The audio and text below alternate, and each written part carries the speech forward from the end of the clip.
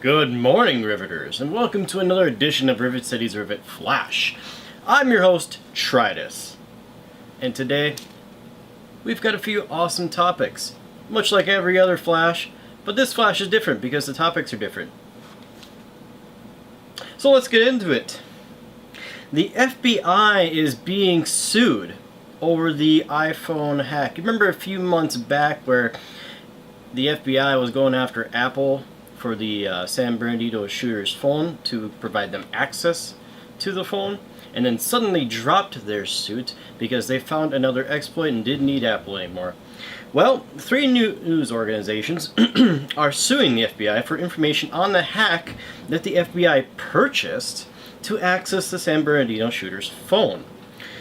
The suit with Apple was abruptly ended, like I said, when the FBI told the courts that they found an alternate method and didn't need Apple anymore. And after that happened, they didn't actually release what the alternate method was. All we know is that it was some company provided some hack and the FBI actually purchased it.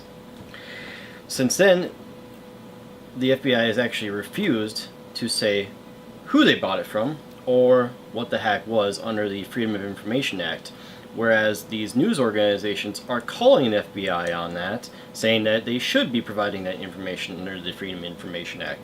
So therefore they are suing them. This is a huge development, and we're going to be keeping a close eye on this. In other news, the Samsung Galaxy Note S7 is being recalled. So, if you bought the Note 7, you might want to just go ahead and turn that bad boy off and return it to your local store.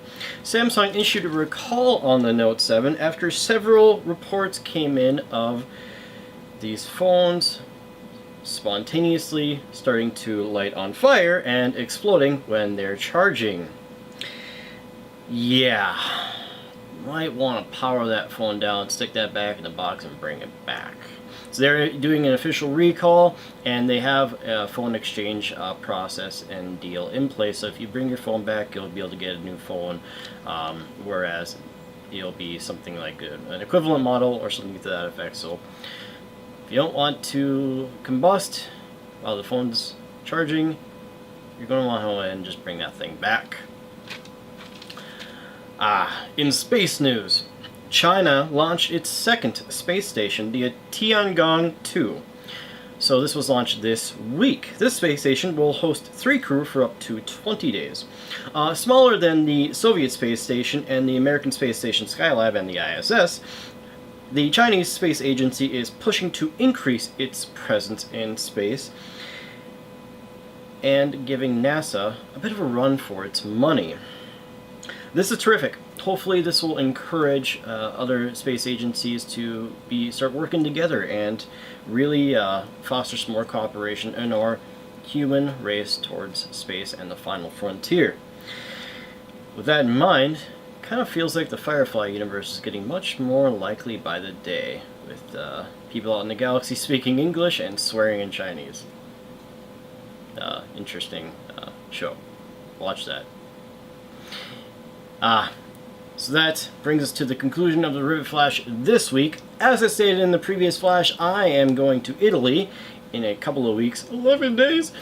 So the Rivet City crew will be running the Flash, and after I return, the Flash is going to be going under some pretty big changes, so keep on the lookout for that. Until next time, and until next week, this is Tritus, signing off.